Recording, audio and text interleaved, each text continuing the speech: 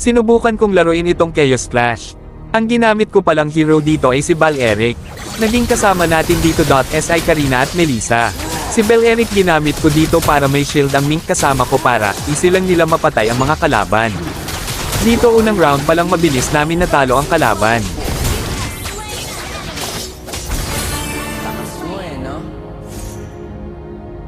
Dito sa round 2 easy win lang din naging kalaban namin.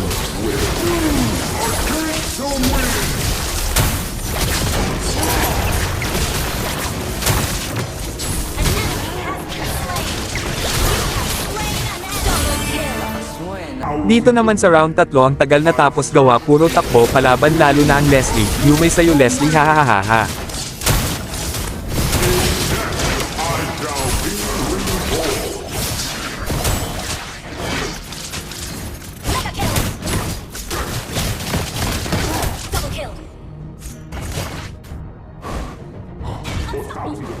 I search in place. Green leaves may fall, but wisdom is ever green. Is that Killing spree! time? Dito rin sa room 4 kay Uranus naman Yumay, dot ang punat at takbo rin ng takbo. Napitis ang dalawa kong kakampi dito kaya kami nalang natira. Ang ending ako pa namatay dahil naubusan na kami ng oras.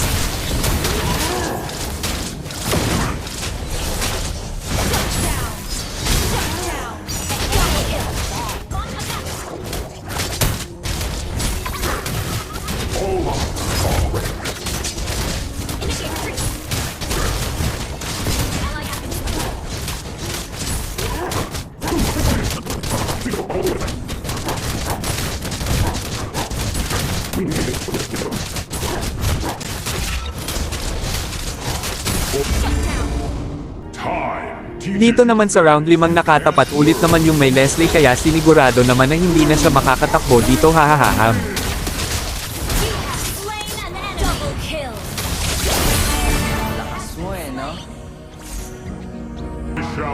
Dito rin sa round 7 nakatapat namin grupo ni Uranus kaya sinigurado rin namin hindi na siya makakatakbo.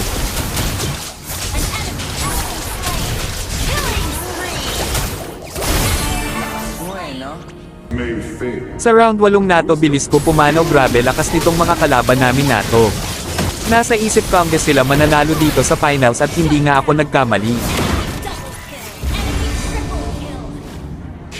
Dito sa round 9 nagrupo ulit ni Uranus at dito plano sana namin sila gulatin. Yun pala plano rin pala nila yon kaya ang ending nagkagulatan kami. Ang pupunat na nila dito pero hindi nila alam mapunat na rin ako kaya ang ending natalo namin sila.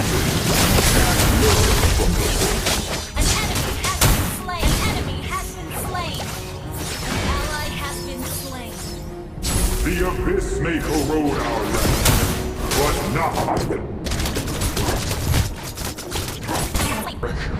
Sa last round namin bago matalo, nakaharap namin yung sa kutob ko ay mananalo sa finals.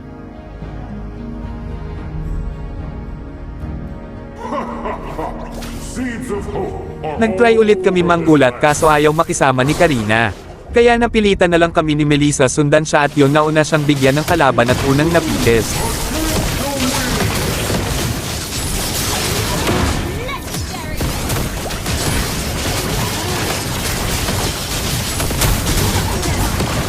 Kala ko mananalo pa kami dito kaso napitis na rin si Melissa, kaya ang ending ako na lang naiwan mag-isa kaya yun takbo na lang ginawa at hinintay mapatay.